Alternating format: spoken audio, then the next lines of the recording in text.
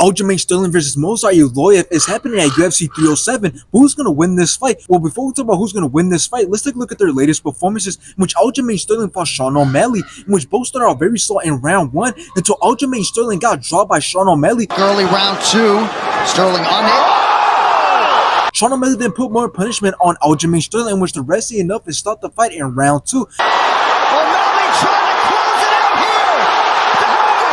At this, Aljamain Sterling went to fight Calvin Kattar at UFC 300, in which Aljamain Sterling took control of the whole entire fight with his wrestling, grappling, and ground game, in which he ended up taking it by decision. Let's take a look at Movsar Evloev's latest performances, in which he fought Diego Lopez, in which Diego Lopez rocked Movsar Evloev in round one. He tagged him.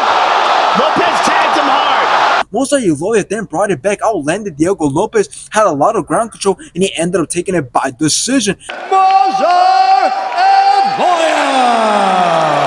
At this, Movsar Evloev wanted to fight Arnold Allen, in which Movsar Evloev rocked Arnold Allen in round two. That sat him down. Nasty jab. Movsar's wrestling, grappling, and striking was great. Won every single round, and Movsar Evloev ended up taking it by decision.